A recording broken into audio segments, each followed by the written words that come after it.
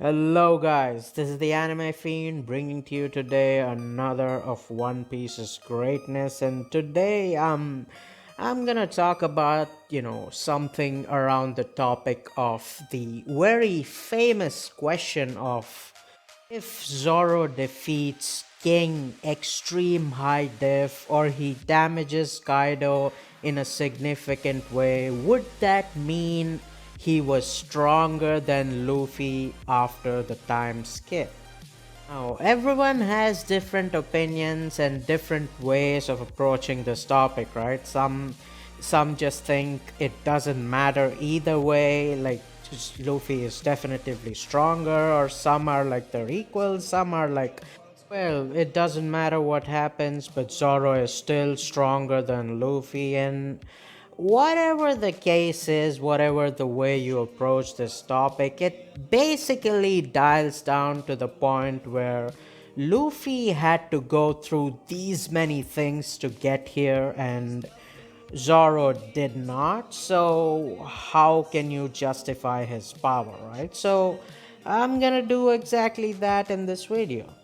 Now, before that, please subscribe to my channel, it would help me a lot. And also, check out our new podcast that's gonna start this Sunday. And it's, of course, the Anime Unhinged. It's both on Twitch and YouTube. Both are called Anime Unhinged. First, we would live stream on the Twitch, and if you guys missed that, we would later on post that on the YouTube channel as well. But anyways, let's get into the video. Oh, let's get through the progression through which people usually measure these character strengths, right? And that is of course through fights. And for Luffy, of course, the first major fight was Doflamingo, and we've seen how much he went through, and of course he grew through that, right? And then of course it's Cracker, which I wouldn't say he grew that much, I wouldn't say it mattered that much, but I mean, you could think otherwise. And then Karakuri, I think the most significant growth post time skip for Luffy was, yes, against Karakuri. And after that, I think of course we've seen his hockey training in Wano, and that laid a good impression on Kaido this chapter, right? So yeah, it's been pretty great. Oh, of course, the main debate comes from, well, Luffy struggled against Doflamingo, he struggled against Cracker, he struggled extremely against Karakuri. So why would Zoro, who hasn't had these past experiences like Luffy had with Cracker and Doflamingo to fight Karakuri, Zoro doesn't have that past experiences to fight maybe King, right? Or maybe significantly damage Kaido. He doesn't have these experiences, he doesn't have these like hockey blooms or fight power-ups.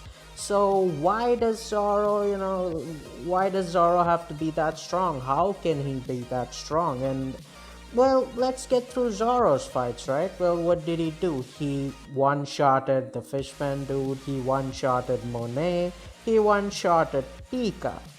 Oh, we have nothing to judge how strong Pika was actually, other than, Zoro one-shotting him, but if he was anything close to Virgo, then Virgo was pretty strong. But of course, well, let's just say Zoro did not grow through any of these, right? Because, yeah, I mean, let's be honest, he did not grow through any of these fights. Okay, now let's come to Wano, right, where Luffy got one-shotted by Kaido, and some people say that's purely strength, but I would say it's like, Luffy, we know how much emotions affect hockey, and we obviously know through these latest chapters how much hockey is important to fight against someone like Kaido, right?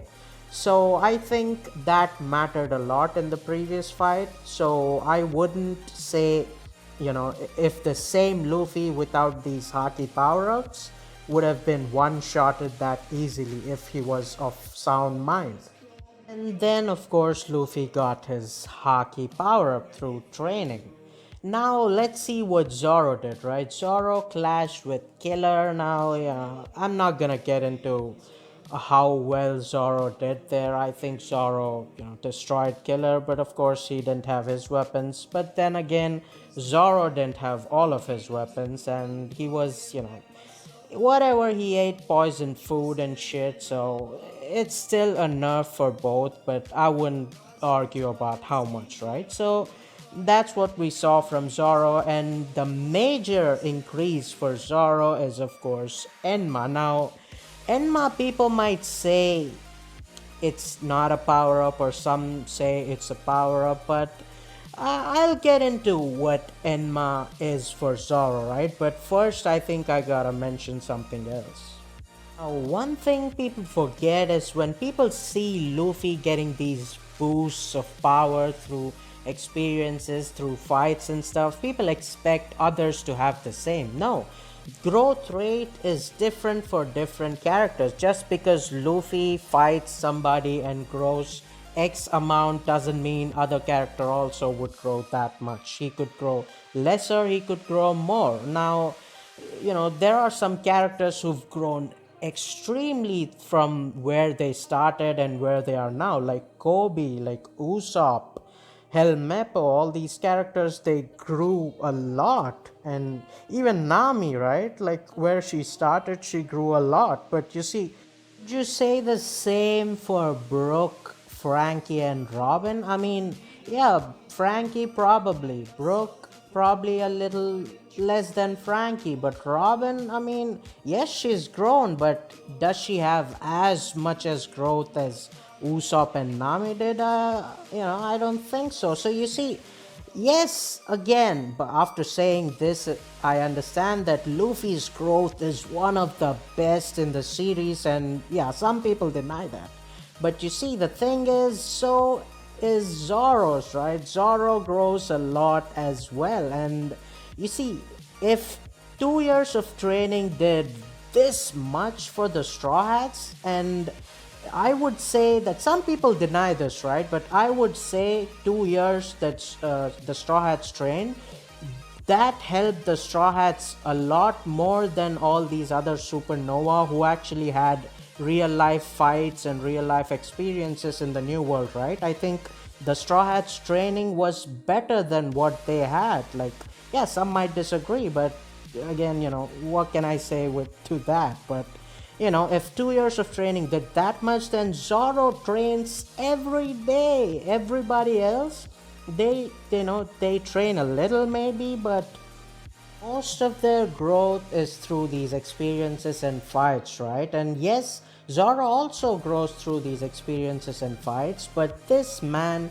trains every single day. So, you see, some people might deny the growth he's getting from this training, but you see, I mean, it's still training. If 2 years training did that much for the Straw Hats, then you cannot deny this training either. And Enma, right? People dismiss Enma, people don't like appreciate enough, but I think Enma is a really brilliant power up for someone like Zoro, right? The way it's compatible for someone like Zoro, it's pretty brilliant and pretty underappreciated because you see, Enma's power is it drains your hockey constantly, right? And to maintain that strength, to maintain wielding it, you gotta generate this hockey. You gotta push out even more than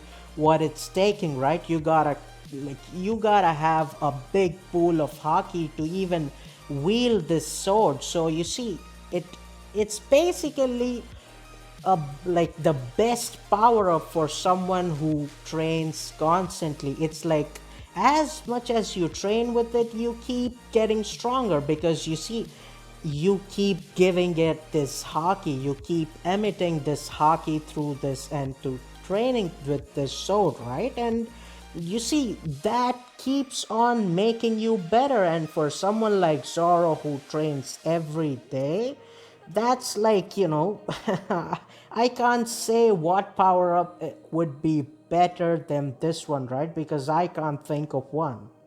Oh, I don't think the question of, oh, if Zoro does all these great things, does that mean he was like much stronger than Luffy?